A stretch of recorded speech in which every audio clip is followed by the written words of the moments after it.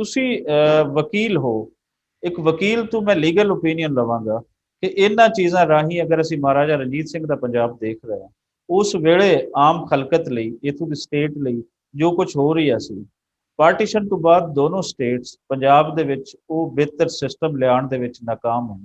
ਇਹਦਾ ਮੁਜਰਮ ਕੌਣ ਹੈ, ਪਿੱਛੇ ਕੌਣ ਬੈਠਾ ਹੈ, ਉਹ ਮਾਈਂਡਸੈਟ ਕਿਹੜੇ ਹਨ ਜਿਹੜੇ ਪੰਜਾਬੀਆਂ ਦੀ ਤਰੱਕੀ ਦੇ ਦੁਸ਼ਮਣ ਹਨ, ਔਰ ਪੰਜਾਬੀਆਂ ਨੂੰ ਦੁਬਾਰਾ ਤੋਂ ਮਹਾਰਾਜਾ ਰਣਜੀਤ ਸਿੰਘ ਦੇ ਟਾਈਮ ਪੀਰੀਅਡ ਤੋਂ ਅੱਗੇ ਕੀ ਲਿਜਾਣਾ, ਉਸ ਟਾਈਮ ਪੀਰੀਅਡ ਤੱਕ ਵੀ ਨਹੀਂ ਪਹੁੰਚਾ ਸਕੇ।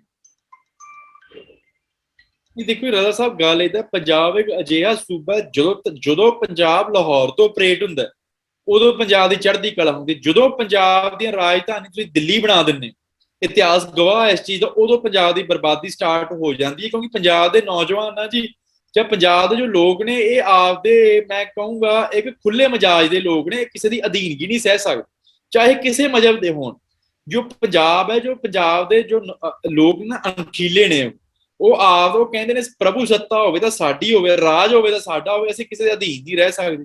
ਬਾਕੀ ਰਾਜਾ ਸਾਹਿਬ ਜੋ ਗੱਲ ਹੈ, ਜਿੱਥੇ ਬਾਰਡਰ ਆ ਜਾਂਦਾ ਨਾ ਜੀ, ਇਹੀ ਗੱਲ ਆ। ਤੁਸੀਂ ਦੇਖ ਲਓ, ਹੁਣ ਮੈਂ ਬਠਿੰਡੇ ਰਹਿਣਾ ਜੀ, ਬਠਿੰਡਿਓਂ ਜੇ ਆਪਾਂ GPS ਤੇ ਦੇਖਿਆ ਜਾਵੇ, ਲਾਹੌਰ ਵਾਇਆ ਫਿਰੋਜ਼ਪੁਰ ਕਸੂਰ 150 ਕਿਲੋਮੀਟਰ ਹੈ, ਤੇ ਬਠਿੰਡਿਓਂ ਦਿੱਲੀ 350 ਕਿਲੋਮੀਟਰ ਹੈ।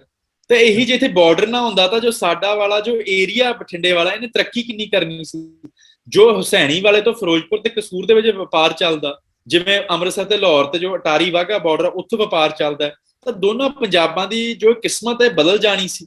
ਪਰ ਕਿਤੇ ਨਾ ਕਿਤੇ ਬਾਰਡਰ ਸਟੇਟ ਹੋਣ ਕਰਕੇ, ਜਿੱਥੇ ਬਾਰਡਰ ਆ ਜਾਂਦੇ ਨੇ ਨਾ, ਇੰਟਰਨੈਸ਼ਨਲ ਬਾਰਡਰ, ਉੱਥੇ ਕੀ ਹੈ, ਜੋ ਆਪਾਂ ਕਹਿ ਸਕਦੇ ਹਾਂ ਅੰਡਰ ਡਿਵੈਲਪਮੈਂਟ ਹੋ ਜਾਂਦੀ ਹੈ ਜੀ।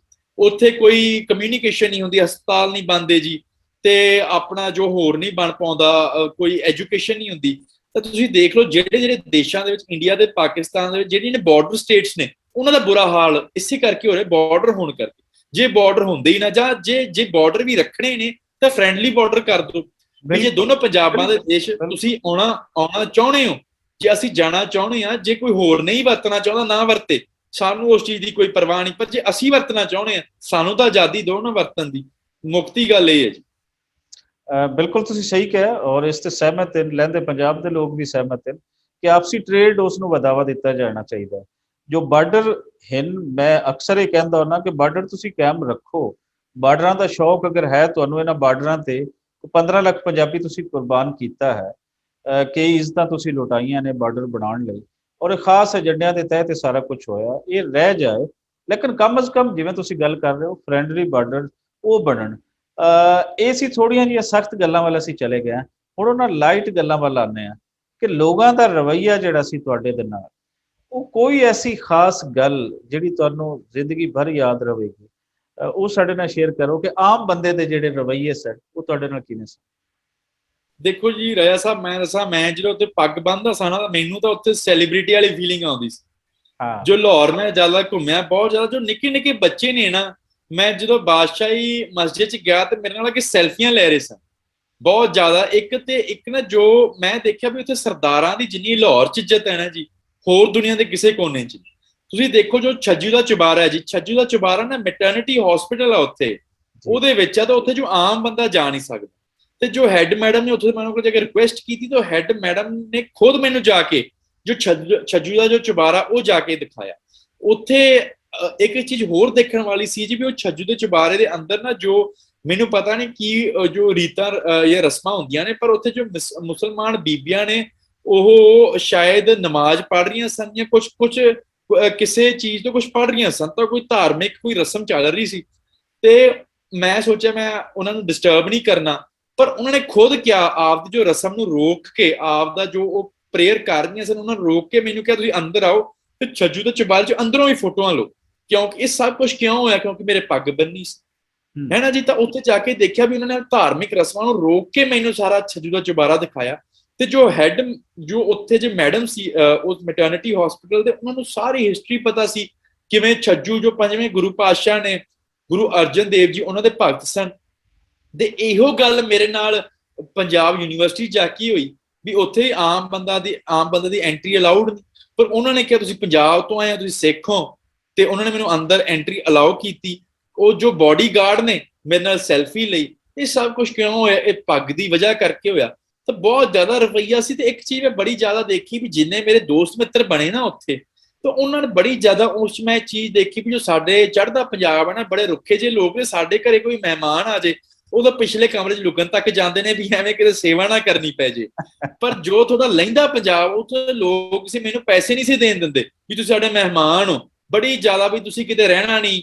ਮੇਰੇ ਫਾਦਰ ਸਾਹਿਬ ਦੇ ਬੜੇ ਅਜ਼ੀਜ਼ ਮਿੱਤਰ ਨੇ ਰਾਣਾ ਸਰਫਰਾਜ਼ ਸਾਹਿਬ, ਉਹ ਕਸੂਰ ਤੋਂ ਸ਼ਾਇਦ ਸਿਆਸਤਦਾਨ ਬੜੇ ਵੱਡੇ ਹੈਗੇ ਨੇ। ਉਹਨਾਂ ਨੇ ਕਿਹਾ ਵੀ ਜੇ ਪੁੱਤਰਾ ਤੂੰ ਉੱਥੇ ਹੋਟਲ 'ਚ ਰਹਿਣਾ ਤਾਂ ਸਾਡੇ ਘਰ ਨੂੰ ਅੱਗ ਲਾ ਦੋ ਫਿਰ, ਵਾਹ ਹੈਨਾ ਜੀ। ਵਾਹ। ਤੇ ਹੋਰ ਹਾਂ, ਤੇ ਬੜੇ ਜ਼ਿਆਦਾ ਉਹਨਾਂ ਨੇ ਇੱਜ਼ਤ ਮਾਣ ਕੀਤੀ। ਅਜ਼ਹਰ ਮੱਲੀ ਸਾਹਿਬ ਨੇ, ਨਾਸਰ ਭਾਜੀ ਨੇ, ਤੁਸੀਂ ਹੋ।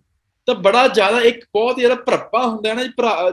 ਇੰਜ ਲੱਗਿਆ ਵੀ ਜੇ ਮੈਂ ਆਖਾਂ ਨਾ ਅਸੀਂ ਇਧਰੋਂ ਵੀ ਕਿਤੇ ਲੱਗੇ ਨੇ ਬਾਹਰਲੇ ਮੁਲਕ 'ਚ ਆਏ, ਇਹ ਲੱਗਿਆ ਵੀ ਯਾਰ ਮੁਲਕ ਹੀ ਇਹ ਸੀ ਵੀ ਸਾਡਾ ਇੱਜ਼ਤ ਮਾਣ ਹੀ ਸਾਡਾ ਇੱਥੇ ਹੈ। ਤਾਂ ਬਹੁਤ ਹੀ ਜ਼ਿਆਦਾ ਲੋਕਾਂ ਨੇ ਮੈਨੂੰ ਇੰਨੇ ਜ਼ਿਆਦਾ ਤੋਹਫੇ ਦਿੱਤੇ ਲੈ ਕੇ ਜਾਣ ਲਈ। ਮੇਰਾ ਸਮਾਨ ਜੋ ਮੈਂ ਸਮਾਨ ਲੈ ਕੇ ਆਇਆ ਸਾਂ ਉਹਦਾ ਬੜਾ ਥੋੜਾ ਜਿਹਾ ਸੀ, ਪਰ ਮੇਰੇ ਤੋਹਫੇ ਇੰਨੇ ਜ਼ਿਆਦਾ ਹੋ ਗਏ, ਮੈਂ ਤਾਂ ਸਮਾਨ ਇਕੱਠਾ ਉਹ ਟਰਾਲੀ ਤੇ ਵੀ ਨਹੀਂ ਆਉਂਦਾ ਸੀ ਮੇਰਾ ਇਕੱਲੇ ਦਾ ਸਮਾਨ।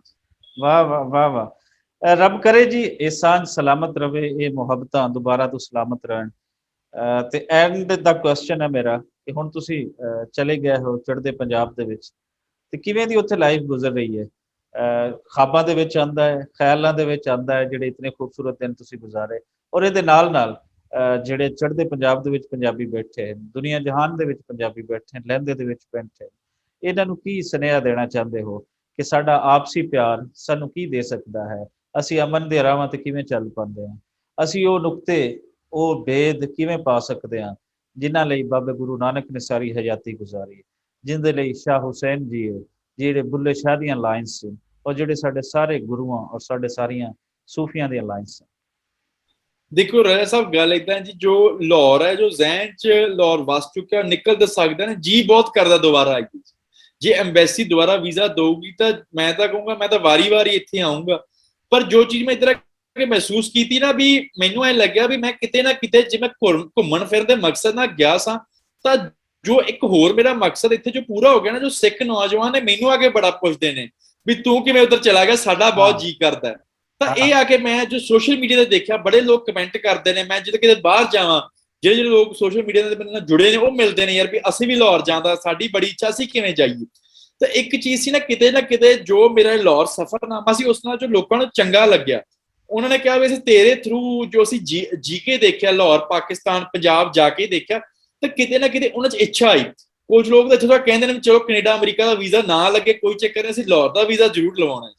ਤਾਂ ਇਹ ਚੀਜ਼ ਦੇਖ ਕੇ ਇਸ ਮਕਸਦ ਦੇ ਵਿੱਚ ਮੈਂ ਜੋ ਆਪਦੇ ਤਰੀਕੇ ਨਾਲ ਮੈਂ ਤੈਨੂੰ ਕਾਮਯਾਬ ਸਮਝਦਾ। ਬੜੇ ਲੋਕ ਮੈਨੂੰ ਪੁੱਛਦੇ ਨੇ ਵੀ ਤੂੰ ਪਾਕਿਸਤਾਨ ਗਿਆ ਸੀ, ਹੈਰਾਨੀ ਨਾਲ ਪੁੱਛਦੇ ਨੇ ਵੀ ਐਂ ਲੱਗਦਾ ਸਾਊਥ ਅਫਰੀਕਾ ਜਾ ਆਇਆ ਹਾਂ ਮੈਂ ਕਿਹਾ ਮੈਂ ਤਾਂ 100-150 ਕਿਲੋਮੀਟਰ ਦੂਰ ਹੀ ਗਿਆ ਸੀ, ਮੈਂ ਕਿਹੜਾ ਅਫਰੀਕਾ ਦੇ ਜੰਗਲਾਂ 'ਚ ਗਿਆ ਸਾਂ। ਤਾਂ ਬੜਾ ਜ਼ਿਆਦਾ ਚੰਗਾ ਲੱਗਿਆ। ਪਰ ਕਿਤੇ ਨਾ ਕਿਤੇ ਜੋ ਮੇਰੀ ਜਿੰਨੀ ਵੀ ਆਵਾਮ ਹੈ ਨਾ ਚੜ੍ਹਦੇ ਲਹਿੰਦੇ ਪੰਜਾਬ ਦੀ, ਜਿਹੜੇ ਵਿਦੇਸ਼ਾਂ 'ਚ ਮਿਲਦੇ ਨੇ, ਵਸਦੇ ਨੇ, ਕਿਉਂਕਿ ਦੇਖੋ ਰਜ਼ਾ ਸਾਹਿਬ, ਬਾਰਡਰਾਂ ਦੀਆਂ ਰਿਸਟ੍ਰਿਕਸ਼ਨਸ ਕਰਕੇ ਸਾਨੂੰ ਇੱਥੇ ਬੈਠ ਕੇ ਤਾਂ ਘੁਲਣ ਮਿਲਣ ਦਾ ਮੌਕਾ ਨਹੀਂ ਮਿਲਦਾ ਬਹੁਤਾ। ਪਰ ਜਿਹੜੇ ਸਾਡੇ ਲੋਕ ਨੇ ਨਾ, ਜੋ ਕਮਿਊਨਿਟੀ ਬਾਹਰਲੇ ਮੁਲਕਾਂ 'ਚ ਹੈ, US, ਕੈਨੇਡਾ, UK, ਆਸਟ੍ਰੇਲੀਆ, ਉੱਥੇ ਮੈਂ ਉਹਨਾਂ ਨੂੰ ਕਹਿੰਦਾ ਤੁਸੀਂ ਆਪਸ ਦੇ ਵਿੱਚ ਚੜ੍ਹਦੇ ਤੇ ਲਹਿੰਦੇ ਪੰਜਾਬ ਦੇ ਲੋਕਾਂ ਨੂੰ ਵੀ ਤੁਸੀਂ ਆਪਸ 'ਚ ਭਰਪਾ ਬਣਾ ਕੇ ਰੱਖੋ। ਉੱਥੇ ਤੁਸੀਂ ਉੱਥੇ ਬਹੁਤ ਜ਼ਿਆਦਾ ਸਟਰੋਂਗ ਇੱਕ ਮੂਵਮੈਂਟ ਕ੍ਰੀਏਟ ਕਰੋ ਅੰਤਰਰਾਸ਼ਟਰੀ ਪੱਧਰ ਤੇ, ਆਪਦੇ ਮੁਲਕਾਂ ਦੇ ਵਿੱਚ। ਪੰਜਾਬ ਲਹਿੰਦੇ ਪੰਜਾਬ ਦੇ, ਚੜ੍ਹਦੇ ਪੰਜਾਬ ਦੇ ਵਿੱਚ ਵੀ ਜੋ ਸਾਡੇ ਜੇ ਕਸ਼ਮੀਰ ਦੇ ਲੋਕ ਇੱਕ ਦੂਜੇ ਨਾਲ ਮਿਲ ਵਰਤ ਸਕਦੇ ਨੇ, ਤੇ ਅਸੀਂ ਕਿਉਂ ਨਹੀਂ ਵਰਤ ਸਕਦੇ? ਸਾਡਾ ਤਾਂ ਜੋ ਭਰਪਾ ਹੀ ਬਹੁਤ ਜ਼ਿਆਦਾ ਕਾਇਮ ਰਿਹਾ। ਸਾਡੇ ਤਾਂ ਪੁਰਖੇ ਇੱਕੋ ਨੇ, ਸਾਡੇ ਨੈਣ ਨਕਸ਼ਾਂ ਤੋਂ ਲੈ ਕੇ ਸਾਡੇ ਖਾਣ ਪੀਣ ਤੱਕ ਸਾਡੇ ਤਾਂ ਕੋਈ, ਮੇਰੇ ਹਿਸਾਬ ਨਾਲ ਕੋਈ ਫਰਕ ਹੀ ਕੋਈ ਨਹੀਂ। ਪਰ ਫਿਰ ਵੀ ਸਾਨੂੰ ਮੈਨੂੰ ਲੱਗਦਾ ਇੰਟਰਨੈਸ਼ਨਲ ਲੈਵਲ ਤੇ ਪੂਰੀ ਪੰਜਾਬੀ ਕਮਿਊਨਿਟੀ ਨੂੰ ਅਟੋਕ ਤੋਂ ਲੈ ਕੇ ਸਾਡੇ ਇੱਧਰ ਸ਼ੰਭੂ ਬਾਰਡਰ ਤੱਕ ਸਾਨੂੰ ਇੱਕ ਮੂਵਮੈਂਟ ਕ੍ਰੀਏਟ ਕਰਨ ਦੀ ਲੋੜ ਹੈ ਵੀ ਸਾਨੂੰ ਜੋ ਇਕੱਠੇ ਹੋਣ ਦਾ, ਸਾਨੂੰ ਘੁਲਣ ਮਿਲਣ ਦਾ ਮੌਕਾ ਦਿਓ। ਸਾਨੂੰ ਨਾ ਲੜਾਓ, ਅਸੀਂ ਨਹੀਂ ਲੜਨਾ ਚਾਹੁੰਦੇ, ਅਸੀਂ ਇੱਕ ਦੂਜੇ ਨਾਲ ਮਿਲ ਵਰਤ ਕੇ ਰਹਿਣਾ ਚਾਹੁੰਦੇ ਹਾਂ, ਤੋਹਫੇ ਦੇਣਾ ਚਾਹੁੰਦੇ ਹਾਂ ਤੇ ਤੋਹਫੇ ਲੈਣਾ ਚਾਹੁੰਦੇ ਹਾਂ। ਇੱਕ ਹੋਰ ਸੁਨੇਹਾ ਜਿਹੜਾ ਤੁਹਾਡੇ ਰਾਹੀਂ ਅਸੀਂ ਦਿਲਵਾਉਣਾ ਚਾਹੁੰਦੇ ਹਾਂ ਕਿ ਚੜ੍ਹਦੇ ਪੰਜਾਬ ਦੇ ਜਿਤਨੇ ਬੱਚੇ ਹਨ ਉਹ ਪੰਜਾਬ ਵਿੱਚ ਨਹੀਂ ਰਹਿਣਾ ਚਾਹ ਰਹੇ, ਉਹ ਨਿਕਲਣਾ ਚਾਹ ਰਹੇ ਹਨ ਕੈਨੇਡਾ, ਅਮਰੀਕਾ, ਆਸਟ੍ਰੇਲੀਆ। ਆਪਣੇ ਉਹਨਾਂ ਦੇ ਫਿਊਚਰ ਪਲਾਨ ਸਾਰੇ ਉਹ ਪੰਜਾਬ ਨਾਲ ਨਹੀਂ ਜੁੜੇ, ਉਹ ਬਾਹਰ ਦੇ ਦੇਸ਼ਾਂ ਨਾਲ ਜੁੜ ਗਏ।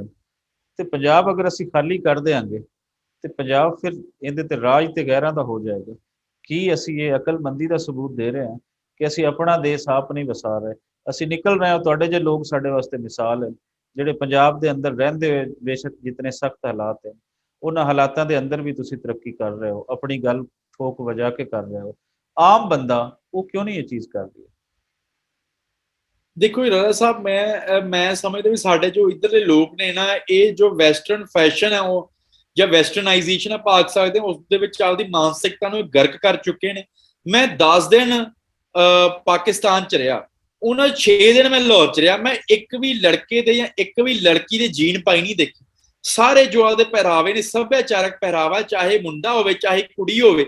ਪਰ ਸਾਡੇ ਦਾ ਜੋ ਮੈਂ ਇਹ ਕਹਿਣਾ ਚਾਹਾਂਗਾ ਵੀ ਸਾਡੇ ਜੋ ਚੜ੍ਹਦਾ ਪੰਜਾਬ ਹੈ, ਜਿਹਦੇ ਗੈਰਤਾਂ ਗਵਾਲੀਆਂ, ਜੋ ਦਿਨੋਂ ਦਿਨ ਜੋ ਸਾਡੇ ਕੱਪੜੇ ਨੇ ਉਹ ਇੱਜ਼ਤਾਂ ਵਾਂਗੂ ਛੋਟੇ ਹੁੰਦੇ ਜਾ ਰਹੇ। ਤਾਂ ਇਹ ਬੜੀ ਦੇਖਣ ਦੀ ਲੋੜ ਹੈ। ਇਹ ਸਾਡੇ ਨੌਜਵਾਨ ਜੋ ਚੜ੍ਹਦੇ ਪੰਜਾਬ ਦੇ ਨੇ, ਕੈਨੇਡਾ ਅਮਰੀਕਾ ਜਾਂਦੇ ਕਿਉਂ ਨੇ? ਇੱਥੇ ਰਾਜਾ ਸਾਹਿਬ ਕੋਈ ਕੋਈ ਵਿਰਲਾ ਟਾਵਾ ਹੋਊਗਾ ਜਿਹਨੂੰ ਮਜਬੂਰੀ ਬਹੁਤ ਜ਼ਿਆਦਾਤਰ ਤਾਂ ਉੱਥੇ ਮਾਂ ਪਿਓ ਹੈ ਨਹੀਂਗੇ ਕੈਨੇਡਾ ਅਮਰੀਕਾ ਚ, ਉਹਨਾਂ ਤੋਂ ਆਜ਼ਾਦੀ ਲੈਣ ਜਾਂਦੇ ਨੇ। ਜੋ ਕੱਲਾ ਬੰਦਾ ਹੈ, ਕੱਲਾ ਹੈ, ਉਸਦੇ 3 4 5 6 7 ਸਾਲ ਨਾਲ ਤਾਂ ਸੈੱਟ ਨੇ ਉਹ। ਤੇ ਇਹ ਚੀਜ਼ਾਂ ਨੇ, ਕੱਪੜੇ ਛੋਟੇ ਹੋ ਜਾਂਦੇ ਨੇ, ਸ਼ਰਾਬਾਂ ਚੱਲਦੀਆਂ ਨੇ। ਆਜ਼ਾਦੀ ਉਧਰ ਜਾ ਕੇ ਜੋ ਆਪਦੇ ਇਤਿਹਾਸ ਤੇ ਆਪਦੇ ਸੱਭਿਆਚਾਰ ਨੂੰ ਨਾ, ਆਪਦੀ ਛੋਟੀ ਜੀ ਜੋ ਇਹ ਪਦਾਰਥਵਾਦ ਮਟੀਰੀਅਲਿਸਟਿਕ ਆਜ਼ਾਦੀ ਹੈ, ਉਸ ਦੇ ਪਿੱਛੇ ਗਰਕ ਕਰਦੇ ਜਾ ਰਹੇ ਨੇ। ਇਹਨਾਂ ਨੂੰ ਪਤਾ ਨਹੀਂ ਜੇ ਇੱਥੇ ਪੂਰਬੀਏ ਜੋ ਬਈਏ ਨੇ ਉਹ ਜੇ ਪੰਜਾਬ 'ਚ ਕਾਬਜ ਹੋ ਗਏ ਤਾਂ ਜਿਵੇਂ ਜੋ ਅਸੀਂ ਜਾਂ ਸਾਡੇ ਪੁਰਖੇ ਉਧਰ ਲਾਹੌਰ ਜਾਂ ਗੁਜਰਾਂਵਾਲਾ ਜਾਣ ਨੂੰ ਆਏ ਤਰਸਦੇ ਆ, ਤਾਂ ਜਿਹੜੇ ਬਾਹਰ ਜਾ ਕੇ ਬੈਠੇ ਨੇ, ਇਹਨਾਂ ਤੋਂ ਇੱਥੇ ਹਰਮੰਦਰ ਸਾਹਿਬ ਨਹੀਂ ਆਇਆ ਜਾ ਪਾਇਆ ਕਰਨਾ, ਇਹਨੇ ਤਰਸਿਆ ਕਰਨਾ ਇੱਥੇ ਜਾ ਕੇ। ਤਾਂ ਮੇਰੀ ਸਾਰਿਆਂ ਨੂੰ ਬੇਨਤੀ ਹੈ, ਤੁਸੀਂ ਪੰਜਾਬ ਛੱਡ ਕੇ ਨਾ ਜਾਓ, ਤੁਸੀਂ ਇੱਥੇ ਵਸੋ। ਜਿਹੜੇ ਤੁਹਾਡੇ ਦੂਜੇ ਭਰਾ ਨੇ ਬਾਰਡਰ ਤੋਂ ਉਸ ਪਾਸੇ ਬੈਠੇ ਨੇ, ਉਹਨਾਂ ਨਾਲ ਮਿਲੋ ਗਿਲੋ ਤੇ ਇੱਥੇ ਸ਼ਾਂਤੀ ਨਾਲ ਵਧੀਆ ਆਉਂਦਾ ਰਹੋ। ਸਭ ਕੁਝ ਇੱਥੇ ਅਵੇਲੇਬਲ। ਜਦੋਂ ਰਾਜਾ ਸਾਹਿਬ ਸਿੱਖ ਕੌਮ ਦੇ ਜਦੋਂ ਸਿਰਾਂ ਦੇ ਮੁੱਲ ਲੱਗਦੇ ਹੁੰਦੇ ਸੀ ਮੁਗਲ ਰਾਜ ਵੇਲੇ, ਉਦੋਂ ਸਿੱਖ ਕੌਮ ਡਰ ਕੇ ਇੱਥੇ ਭੱਜੀ ਨਹੀਂ। ਤੇ ਅੱਜ ਦਾਰੂ ਪੀਣ ਪਿੱਛੇ ਜਾਂ ਆਪਾਂ ਕਹਿ ਦਈਏ ਵੀ ਜੋ ਅਸ਼ਲੀਲ ਹਰਕਤਾਂ ਕਰਨ ਲਈ ਅਸੀਂ ਬਾਹਰ ਕੈਨੇਡਾ ਅਮਰੀਕਾ ਜਾ ਰਹੇ ਹਾਂ, ਤਾਂ ਇੱਡੀ ਦੀ ਕੋਈ ਗੱਲ ਨਹੀਂ। ਇੱਥੇ ਸਾਨੂੰ ਰਹਿਣਾ ਚਾਹੀਦਾ। ਆਪਣੀ ਧਰਤੀ ਆਪ ਵਸਾਓ, ਇਸ ਸਨੇਹ ਦੇ ਨਾਲ ਅਸੀਂ ਵੇਖਣ ਵਾਲਿਆਂ ਤੋਂ ਇਜਾਜ਼ਤ ਚਾਹਾਂਗੇ। ਔਰ ਅੱਜ ਦੀ ਬੜੀ ਹੀ ਸੋਹਣੀ ਗੱਲਬਾਤ ਸਾਡੇ ਨੌਜਵਾਨ ਮਿੱਤਰ ਈਮਾਨ ਖੈਰਾ ਜੀ, ਤੁਸੀਂ ਸਾਰੀਆਂ ਗੱਲਾਂ ਸਾਂਝੀਆਂ ਸਾਡੇ ਨਾਲ ਕੀਤੀਆਂ। ਅਸੀਂ ਤੁਹਾਡੇ ਧੰਨਵਾਦੀ ਹਾਂ, ਤੁਹਾਡੇ ਸ਼ੁਕਰਗੁਜ਼ਾਰ ਹਾਂ। ਆਸ ਕਰਦੇ ਹਾਂ ਕਿ ਹਮੇਸ਼ਾ ਤੋਂ ਤੁਹਾਡੇ ਨਾਲ ਹੋਰ ਮੁੱਦਿਆਂ ਤੇ ਗੱਲਬਾਤ ਵੀ ਕਰਦੇ ਰਹਾਂਗੇ। ਔਰ ਪੰਜਾਬੀ ਕੌਮ ਦੀ, ਖਾਸ ਕਰ ਜਿਹੜੀ ਪੰਜਾਬੀ ਯੂਥ ਹੈ, ਉਹਨਾਂ ਦੇ ਜ਼ਿਹਨਾਂ ਦੀ ਉਹ ਗੁੰਝਲਾਂ ਖੋਲ੍ਹਦੇ ਰਹਾਂਗੇ, ਜਿਨ੍ਹਾਂ ਦਾ ਉਹ ਸ਼ਿਕਾਰ ਹੋ ਕੇ ਆਪਣੀ ਪੰਜਾਬੀਅਤ ਨੂੰ ਭੁੱਲ ਗਏ, ਆਪਣੇ ਪੰਜਾਬ ਨੂੰ ਭੁੱਲ ਗਏ, ਆਪਣੇ ਪੰਜਾਬੀ ਇਤਿਹਾਸ ਨੂੰ ਭੁੱਲ ਗਏ। ਬਹੁਤ ਸ਼ੁਕਰੀਆ ਭਾਜੀ। ਬਹੁਤ ਬਹੁਤ ਧੰਨਵਾਦ, ਮਿਹਰਬਾਨੀ। ਸਤਿ ਸ੍ਰੀ ਅਕਾਲ ਜੀ, ਰੱਬ ਰੱਖੇ।